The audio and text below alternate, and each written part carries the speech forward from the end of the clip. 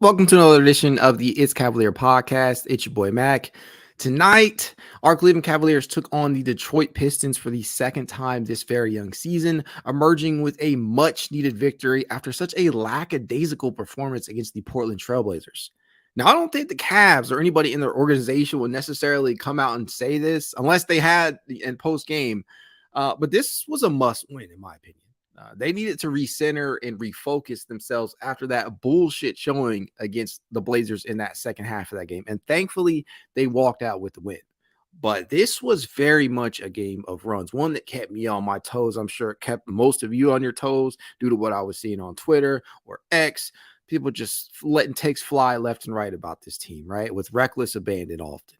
The game got off to a rocky start as Detroit capitalized off the Cavs' inability to properly defend the pick and roll. As Cade Cunningham doled out six assists in the first quarter alone, most of them going to cutting teammates. Honestly, Cunningham is such a high IQ player, dude. Like, he's been tasked with shouldering such a big part of the Pistons' offensive load, a very banged up Pistons team, honestly. Take it for what it's worth because you will find different answers almost everywhere you look. And I think they even mentioned this on the broadcast, but cleaning the glass, my trusted source, has Cunningham in the 100th percentile in usage rate. That's right. Number one, if I'm not mistaken there. That dude has to do so much of the heavy lifting in regards to playmaking and distributing standpoints. And it's a huge reason why he's currently eighth in the league in assists per game with 7.1 prior to tonight's game, while also leading the NBA in turnovers per game at 4.5 with 87 after tonight's game on this season. Now, he may not be the leader after tonight. I need to go back and check after getting some of these stats out on paper and whatnot. But yeah, he came into the game as the league's season, well, as the leader in turnovers per game and total turnovers on the season. But he's super talented, right? Definitely worthy of a top pick in most drafts. And he, including the draft that he was in, if you want to say that you would have taken Evan Mobley over him, I'm a homer, right? You guys know that. I already have no shame in that. I would probably take Evan over Cade if given a do-over. But I say all that to say he's definitely worthy of the top pick in most drafts. And he was very close to a triple-double in the first half alone, finishing with 7 points, 6 rebounds, and 7 assists in that first half. And he would go on to finish the night with 23 points, 8 rebounds, and 11 assists on a pretty inefficient 8 of 20 from the field, although he did knock down 3 of 16 from three-point distance. But despite all that and the rocky start by Cleveland in that first half, they did kind of manage to get their shit together and string together some very good possessions starting in the second half, in that second quarter, rather, culminating in, I believe, a somewhere around 20-6, could have been 20-4 run in that second quarter.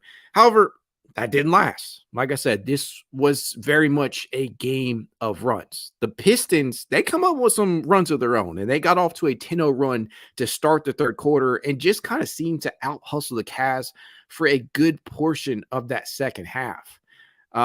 Just an irritating game, to say the least. Started to look like maybe one that the Cavs were possibly going to drop again, to the point where JB, man, I applaud him for doing this because a lot of people were asking for it, right? He went a little bit deeper into the bench.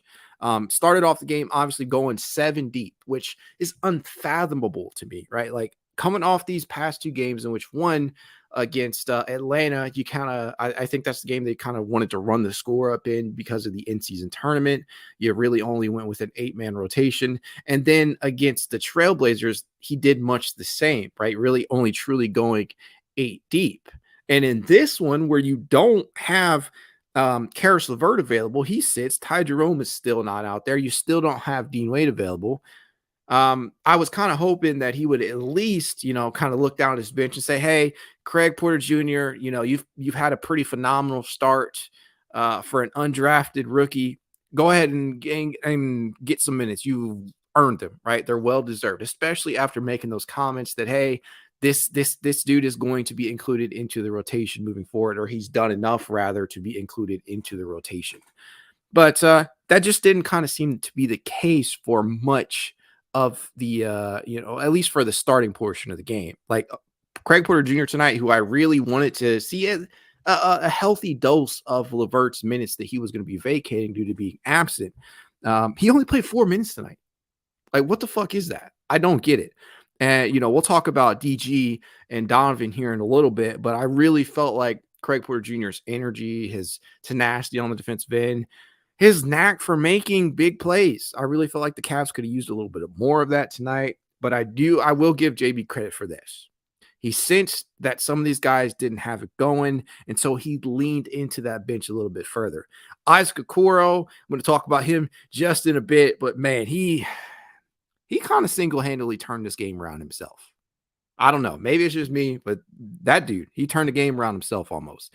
George Niang, who people are still complaining about for some reason. I don't get it. He's not the perfect player. He's not somebody who's going to go out there and give you two-way play, but he is doing his job right now. In his 22 minutes off the bench, 14 points, 3 boards, went 5 of 8 from the field, including 1 of 4 from three-point distance. And he ain't taking no shit out there, right? I believe that I think it was a foul on Jalen Duren. He may have fouled Jalen Duren, and he just didn't take any shit. But yes, off that bench, JB kind of sensed that the starters didn't have it going after Detroit kind of went on a run of their own, and he inserted Sam Merrill, he inserted Tristan Thompson, and he gave Isaac Okoro a really big dose of minutes tonight. 33 minutes off the Cavalier bench. That's something like the heavy minute total off the bench, like 30 plus minutes. That's typically something that's reserved for the likes of Karis LeVert.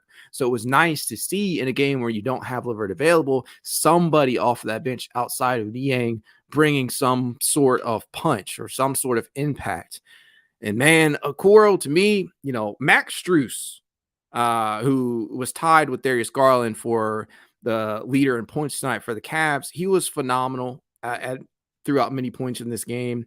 But honestly, the player of the game to me has to be Isaac Okoro. This dude, man, this guy, seriously. Isaac motherfucking Okoro. Put some damn respect on his name. Again, this man almost single-handedly brought the Cavs back. Excuse my language, but this nigga filled up the stat sheet tonight with 9 points, 7 rebounds, 4 assists, 4 fucking steals. Dude did a little bit of everything out there, man. How can you not like a player like Isaac Okoro, who will come in, do exactly what you need him to do, doesn't always need the ball in his hands to impact the game? Very, very similar to Karis LeVert in that regard. He doesn't always need the ball in his hands to impact the game, especially on the defensive end. But for Ice tonight, man, like seriously, he led the charge tonight in turning this game around. His intensity on the defensive end, he was everywhere out there. Like seriously, I don't even know what else to say in regards to him, because so many people have given him shit for a lack of development, lack of the three. Tuna Sports says it's Mack, let it out. Yeah, again, excuse my language, but this dude, man, he was phenomenal tonight. And I just don't think the Cavs win this game without him. They don't win the game without him, especially when you don't have Karis out there. Lord Luke says the rotation made CBJ look bad. You can't play him with Okoro. Got to put Strus and Yang with him and play Okoro and line us with DG. We got away with one tonight, but this ain't going to slide against Orlando. It's tough, man. I think some of that is dependent upon whether or not Karras is available. Who knows when the hell Ty Jerome or Dean Wade will be back? But yeah, some of it is lineup dependent because of the simple fact that one, CBJ is a little bit on the short side, and he can't necessarily be trusted as a shooter just yet. You can't have too many guys out there who are not notable shooters. Tune In Sports also says it should be a crime not to play Okoro. Exactly. Yeah. I mean, you have to have him out there just strictly because he's an energy guy. He can impact the game without having the ball in his hands. He can play very much in an off-ball role, whether he's cutting to the basket or playing out in transition with the Cavs' increased pace of play, which has them right around middle of the pack, if I'm not mistaken, in terms of overall pace on the season. Obviously, that kind of fluctuates from game to game as teams speed up and slow down the rate of pace. But Cleveland is solidly, the last time I checked, they're about middle of the pack in pace, which is a big leap from where they finished last season, obviously, which was dead last in pace of play. So this new style that the Cavs are playing heavily favors Craig Porter Jr., which is basically why his stats have kind of gone up across the board to begin this very young season. Like Isaac Okoro on the season is averaging 7.5 points, 3.7 boards, 1.7 assists, but he's also shooting pretty damn well from the field, 50.8% overall and 38.1% from 3-point distance, which I believe is a career high for him, right? That is a career high, and that is factoring into tonight's game. So I continue to love to see him excel. He wasn't the only reason why the Cavs won, but he was the guy that kind of turned things around for them. Tom K says CBJ can't be off ball that much. He has played with DG off ball. Yeah, I in those lineups with DG, I honestly have liked the rapport those guys have kind of developed with one another. But you honestly, off that Cavalier bench, you don't want CBJ spending too many minutes with Isaac Okoro. MZC says if Okoro is the reason you barely beat a historically bad Pistons team nights after you lost to a team intentionally throwing games, you have big problems, sadly.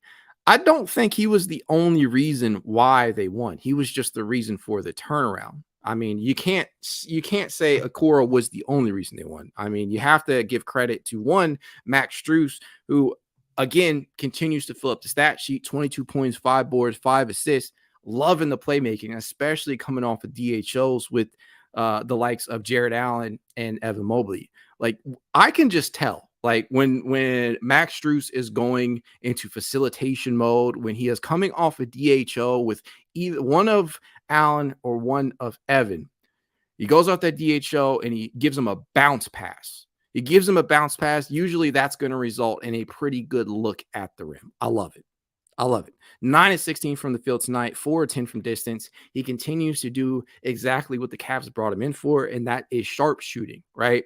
The Cavs, when they acquired Strus, I don't think necessarily they thought that they were going to be getting everything that he's been able to provide them with. So he's been one of the biggest bargains of this past offseason. And when for all the people who were moaning and groaning about the contract that Strus was given at the time of the acquisition and sign and trade, you guys kind of look stupid now, right? Because Strus is really filling the stat sheet up, and he's been by far one of the most impactful players out there for this Cavaliers team. He is the Cavs leader in minutes on the season. He at one point, I believe, was the leader in catch and shoot triples this season. And he's been better than expected on the defensive end. And it wasn't just those two either, MZC. You got to give credit where credit is due. Jared Allen was actually pretty phenomenal tonight as well. 19 points, 11 boards, 8 and 9 from the field. Again, wasn't just Okoro, was a collective effort, especially down the stretch. Okoro just happened to lead the charge. He got things turned around with the energy. So, all in all, as TuneIn says down here, a win is a win. We will be better. I do believe that. And so here's the thing. Like me, y'all can feel how y'all want to feel. I'm going to stop telling y'all how to fan because honestly, it's a tiring battle. It's a losing battle because people just want to live in the, this space of negativity or realism as it's often hidden behind. That really cracks me up all the time when somebody says, I'm a realist. No, nigga, you're not a realist. What the thing is you're hiding behind the veil of realism. And the thing that you have to understand about realism is that it's not the same for everybody. Your distinction and version of real is not the same as mine, but you do you. Nevertheless, I'm going to stop harping on that just because people, win or lose, people are always going to nitpick this team. And who am I to tell you guys how to fan? I'm just going to give you my perspective. And my perspective is that this team is kind of hard to nail down what exactly they are. Are they a contender? Doesn't look like it. Are they a lottery team? Obviously not. They're kind of in the middle, right? They're trying to find their groove. They're trying to figure some shit out. The injuries to start this season off definitely hampered things, but the excuses are obviously kind of running out.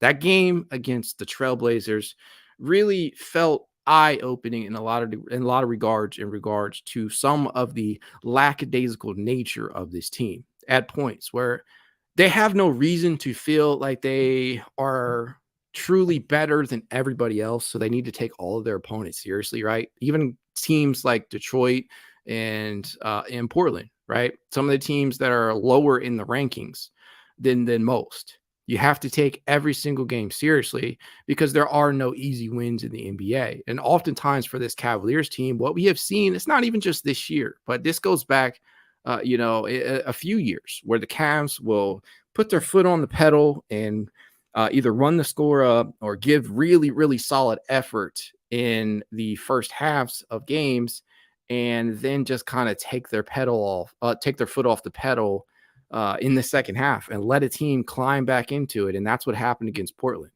That's exactly what happened against Portland. So tonight, it was important to walk out of Detroit with the win. Frankly, they needed that. They needed to walk out with that victory because, for one, people are going to let takes fly left and right that JB should be fired or that big changes needed to be made, when I don't necessarily think that's the truth.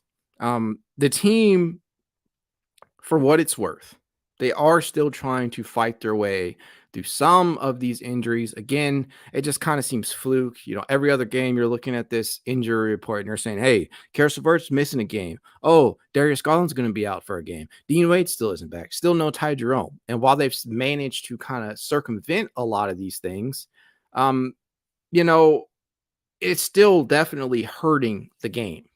It's still hurting the Cavs in some of these games. Tom K says Cavs late game issues could be playing too short rotation and starters being gassed. Absolutely. And I thought against this Detroit team, the broadcasting team of obviously AC and John Michael kind of pointed this out on the opposite end with Cade Cunningham, who again is leading the league in turnovers and is top 8 in assists per game. He's also leading the league in usage rate. And one of the things for him is that he's often tasked with shouldering such a gargantuan load that he too himself is gassed at the end of games or in the fourth quarters of games. And much like him, the Cavs starters are oftentimes relied upon too heavily by JB. And by the time that fourth quarter comes, especially if it's coming in a game where you're having to fight and claw your way back in, that they just become gassed. And they just don't have enough energy to complete the comeback or to finish off an opponent. We've already seen that happen a few times over the past couple of seasons. And for me, I see no better example of that than maybe perhaps the play of Darius Garland and Donovan Mitchell, who tonight, if I'm not mistaken, if my math is correct, if the math is mathing, finished a collective 17 of 32. That to me is not necessarily, nope, I take that back. They finished a combined 16 of 42. 16 of 42. Jeez Louise. The backcourt is not getting the job done, especially from a perimeter shooting perspective. They just have not been able to add. And oftentimes, as we've seen this, once we saw this pairing kind of come together, as we often see with two co-stars, right? And them trying to figure it out how they can both dominate in a game. Far too often, we're still seeing, oh, it's your turn, oh, it's my turn kind of basketball in regards to Darius Garland and Donovan Mitchell.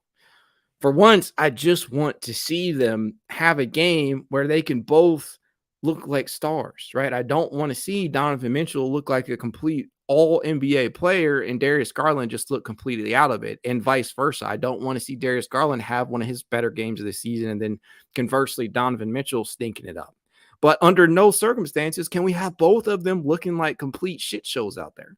And tonight it was very much the same. Like, obviously, from a points perspective, both finished with 20 plus points. But when you're talking about an efficiency standpoint, their lack of shot creation, well, lack of scoring rather, is really, really killing these Cavs over these past couple of games. They probably don't lose, against Portland if they shoot better. That type of thing does not happen if your star duo is playing like the stars that we know that they're capable of. And that kind of harkens back to my point of JB Bickerstaff and wanting him to be fired, or, blaming him or giving him immense criticism because of losing some of these games, when honestly, a lot of it also falls on the players as well. Like, JB can't what's he going to do? He can't take shots for these guys, right? Your backcourt cannot shoot 16 of 42, and typically most nights you expect to beat an opponent that's better than these Pistons. You can get away with that shit against a Detroit, but you can't do that against like the Milwaukees or the Bostons of the world.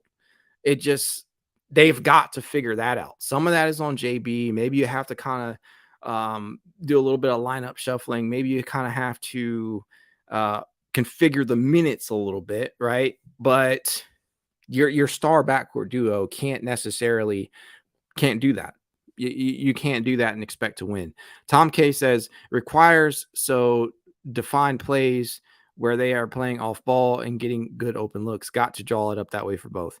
Yeah, I think that has merit, right? You want to be able to design the offense and draw up some plays that open the floor up for both of those guys in anticipation of getting them good looks. And I think honestly, the addition of Max Strus has done that. Like, the gravity that Strus is generating, especially let's say if you have DG driving the basketball and you have Max Strus out in the corner. A lot of times, if you guys have noticed, the defense is really, really paying attention to Max Strus. They are really, really shading over to his side. And that opens the floor up for Donovan Mitchell as an off-ball shooter. Same thing for Jared Allen and Evan Mobley as vertical spacers, right? Going up as lob threats, especially when you're talking about some of the pick and roll opportunities that allows.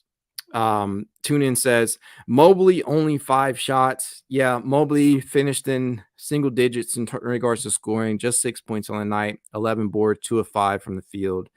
One of the things that I saw tonight was that Detroit was often physical with him, right? And one of the knocks on Evan Mobley at this point in his career is that if you get physical with him, that he kind of wilts a little bit. And I still think that is an area of his game that he is working on. Obviously, the added weight, the 7 pounds, I think that's what it was quoted as during Cavs Media Day. That definitely helps, but still, a lot of the time when he's playing more of a physical matchup, like you see out there with maybe a Jalen Duren, that definitely can hurt. And it can take Evan Mobley out of his element to a degree. Do I wish he had more touches tonight? Definitely. Definitely. I don't understand why Evan Mobley continues to be phased out of the offense at certain points of the game. But such is the case when you're trying to figure some shit out when you're not shooting very well in the night. Sven Reek Gaming says both DG and Don have the tendency to get lazy on offense that leads to turnovers that are not needed. Yeah, definitely possible, especially when one or the other is playing off ball. It can happen. And tonight, luckily, Cleveland only turned the ball over 11 times. They actually won the turnover battle 11 to Detroit's 16, which obviously is a good step in the right direction, rather. One of the biggest culprits of that, and I know I kind of mentioned Cade Cunningham being the NBA's turnover leader right now. Well, Darius Garland is actually second, right? He's not up there in regards to total turnovers because he missed some time, but he is actually second in the NBA in turnovers to Cade Cunningham. And tonight, DG turned the ball over just twice. Obviously, no turnover is good. You don't want him to have, in a perfect world, you want him to have 0 turnovers, but I will live with 2. I'll live with 2, especially on a night where you're just not shooting so well. At the very least, just don't turn the ball over. Don't give your opponent extra opportunities to score the basketball. But yeah, I mean, that's kind of where I'm at with that pairings. They can get a little bit of lackadaisical out there, as DG himself kind of mentioned in one of his post game interviews for that loss against the Portland Trailblazers. Bebo says, I think it's safe to assume that with JB, we can never be contenders. I don't know, man. Time will tell on that one. And I continue to say this. My stance on JB is it's kind of changed a little bit as the past couple of seasons have gone on. Obviously, he's experienced a pretty solid regular season success, elevating the Cavaliers' win totals in each of the past couple of seasons. You go from 22 wins to 44 wins in a play-in berth, and then 51 wins. And obviously, we know how terribly the postseason series against the New York Knicks went. But again, he's increased that win total in the regular season each single season. And yes, some of that coincides with adding additional talent to the roster, but some of that credit does have to go to JB as well. But in regards to him being able to lead this team to contendership, I don't know. It's too early to tell for me. As of this moment right now, where I've kind of at with JB is like, hey, let's give it to the midseason point before we give any definitive statement on whether or not he's the guy to get the job done. I honestly don't think I can make that call right now, especially when I don't necessarily consider any option on that current Cavalier bench, at least from a coaching standpoint, to be better than what we currently have. I'm not a huge fan of the thought of Luke Walton. Usually when a guy is canned in the midseason point, usually the associate head coach, if I'm not mistaken, takes over. So that would be Greg Buckner, I think. Not really thrilled about that. A lot of people continue to say Dave Yeager, who is not on the Cavs bench, he's in an advisory role. So, please think before you're suggesting fire JB. Who is his replacement?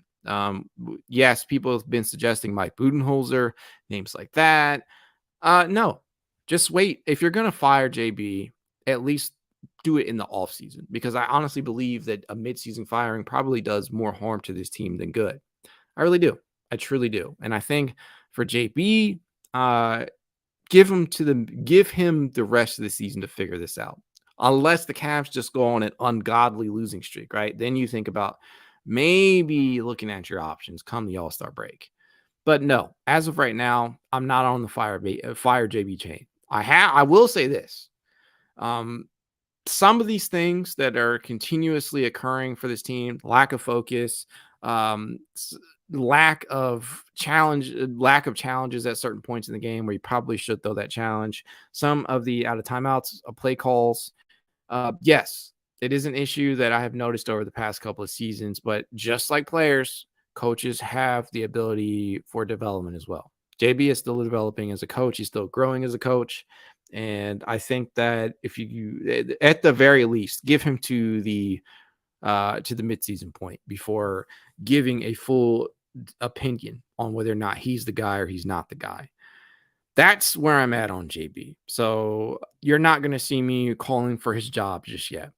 I'll check in at the midseason point and give my updated thoughts on that. But we just got to see. Bebo says no one will agree with me on this, but if we added an offensive-minded coach like a Mike D'Antoni who can unlock our backcourt consistently, we could contend. I don't know, man. I don't know. I'm sure the Cavs will be entertaining some names if the season ends in the same result as it did or worse. God forbid at the end of the season, but we'll see. And Tom K says, feels like JB trusts some players regardless of what is happening on the floor. That is a point that I'll kind of agree with, right? On a night where DG or Donovan is absolutely struggling to knock down some shots, sometimes JB still has an over-reliance on them, or he won't bench them or sit them for a couple of minutes and see what or who off the bench could provide a spark. But tonight, I already said it. Like JB actually kind of did that in that third quarter, right? He went back to Okoro. He put Sam Merrill out there. He gave Tristan Thompson a few minutes. He did kind of see that the Cavs were struggling a little bit and kind of changed a little bit of things. And then after Okoro and company were able to spark the turnaround, then he went back to that starting lineup and included Okoro in that, right? So um, that's growth for JB. Sometimes you can have a over reliance or perhaps too much trust in some players. Obviously, one of the bigger complaints that people have with him is that he kind of favors certain guys a little bit more than others. Isaac Okoro, in my opinion, is kind of like a JB type of player because he's a rugged defender out there. He's an energy guy. And at certain points, for him, Tune In says, sorry to kind of switch subjects here. Mac, when do you think D Wade coming back? I don't know, man. Tough to tell with ankle stuff. And I think he's dealing with the ankle sprain, if I'm not mistaken. We're definitely missing him. I'm seeing that right now. The Cavs from a defensive aspect, although for some reason people seem to believe that Amani Bates or Craig Porter Jr., players like that are already better than Dean. They just are not seeing the type of contributions that Dean Wade is bringing to the table, especially from a defensive and a rebounding perspective. And not to mention the fact that he gives you real solid minutes at the backup four position when you kind of need to move up off of George Niang. He's a good kind of change of pace from George because he's a better defender and he's still capable of spacing the floor himself. And he has more size, right? So we are definitely missing Dean Wade out there. I can't wait till he comes back. But overall on the night, this is a win that the Cavs were obviously probably circled on their calendars prior to the season starting and penciled it in as a win.